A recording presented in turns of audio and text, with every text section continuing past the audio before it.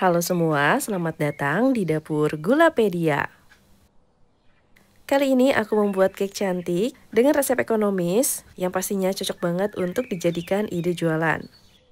Base cake-nya sendiri merupakan red velvet cake yang kemarin lalu sempat di-request di postingan red velvet yang aku sudah post sebelumnya. Untuk red velvet kali ini, aku menggunakan bahan-bahan yang lebih ekonomis dan cara buatnya juga fleksibel banget, bisa dikukus maupun dipanggang. Walaupun ekonomis, tampilannya masih tetap cantik dan rasanya enak banget. Jadi yuk kita lihat gimana cara buatnya, tonton sampai selesai ya agar anti gagal. Pertama di sini aku siapkan bahan basahnya yang terdiri dari 120 ml susu cair, lalu tambahkan setengah sendok teh cuka atau perasan air lemon atau jeruk nipis. Aduk rata semuanya, lalu bisa tambahkan 1-2 sendok teh pasta red velvet atau pewarna merah. Oh ya, fungsi aku menambahkan cuka di sini untuk membuat warna merahnya lebih menyala dan memunculkan rasa tangy serta tekstur seperti red velvet cake pada umumnya. Setelah itu untuk bahan-bahan keringnya, di sini aku siapkan 150 gram tepung terigu protein sedang, 10 gram coklat bubuk, 1/4 sendok teh baking powder, aku pakai double acting dan 1/4 sendok teh garam. Aduk rata semuanya. Lanjut di wadah yang lain, masukkan 2 butir telur, lalu tambahkan 120 gram gula pasir. Tambahkan juga setengah sendok teh cake emulsifier. Di sini aku menggunakan SP ya. Lanjut di mixer dengan kecepatan tinggi hingga adonan kental dan berjejak. Agar adonan mengembang dengan baik dan adonannya stabil, teman-teman di sini harus menggunakan cake emulsifier yang masih fresh dan berkualitas baik. Nah, kira-kira seperti ini hasil mixerannya. Jadi kalau diangkat, adonannya tidak langsung menyatu dengan adonan di bawahnya ya. Selanjutnya, masukkan adonan keringnya terlebih dahulu. Di sini aku masukkan adonannya sebanyak setengahnya. Lalu dimixer dengan kecepatan rendah sambil dimasukkan adonan basahnya. Masukkan adonan basahnya secara bertahap biar tidak berhamburan ya. Setelah setengah adonan basahnya sudah kita masukkan, lanjut bisa kita masukkan lagi sisa adonan keringnya. Selanjutnya, lakukan proses yang sama dengan yang sebelumnya ya. Jadi tinggal kita masukkan adonan basahnya secara bertahap, sambil terus diaduk hingga adonan basahnya masuk semua ke dalam adonan. Oh ya, bagi teman-teman di sini yang menggunakan pewarna merah, tambahkan juga sekitar 1 sendok teh pasta vanila agar tercipta aroma khas dari red velvet cake. Nah, setelah seluruh adonannya tercampur rata seperti ini, masukkan juga 80 ml minyak sayur. Di sini aku menggunakan minyak kelapa sawit kemasan. Teman-teman bisa menggunakan minyak nabati lainnya, asal aroma dan warnanya tidak mempengaruhi adonan. Aduk rata dengan metode aduk balik. Setelah itu bisa masukkan ke dalam loyang. Di sini aku menggunakan loyang ukuran 20 x 20 x 7 cm yang permukaannya sudah aku lapisi dengan baking paper. Untuk bagian pertama ini kita masukkan dulu setengah adonannya. Setelah itu adonan ini akan aku kukus dengan kukusan yang sudah aku panaskan sebelumnya. Dan adonannya dikukus selama 15 menit. Untuk memasak kue, pastikan semua kukusan atau oven yang kita gunakan sudah panas ya. Bagi teman-teman yang memasak kue ini dengan cara dipanggang, bisa memasukkan seluruh adonannya lalu dipanggang dengan suhu 170 derajat Celcius selama 30 menit.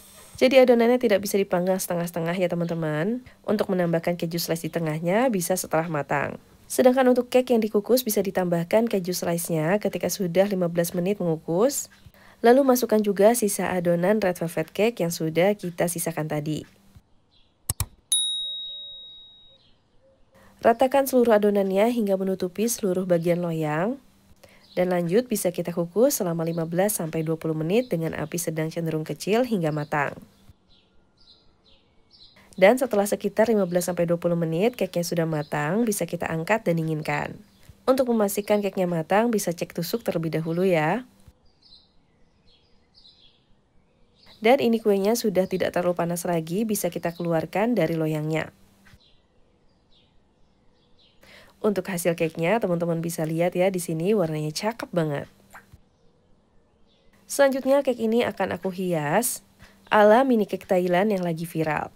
Jadi bagian atasnya ini aku beri buttercream terlebih dahulu. Lalu ratakan permukaannya hingga semuanya tertutup dengan buttercream. Untuk buttercreamnya ini aku buat sendiri. Untuk resepnya sudah aku pernah upload ya teman-teman, nanti aku cantumkan linknya di kolom deskripsi. Setelah itu cake-nya aku bagi 36 sama rata. Ini aku tandain dulu cake-nya. Jadi masing-masing panjang dan lebarnya sudah aku tandai menjadi 6 bagian. Setelah itu lanjut dipotong dengan menggunakan pisau yang tajam. Cara memotongnya maju mundur kayak gini seperti digergaji ya teman-teman agar hasilnya lebih rapi. Oh ya, kalau hasil potongannya lebih ingin rapi lagi, kuenya bisa dimasukkan ke dalam kulkas selama 1 jam terlebih dahulu sebelum dipotong.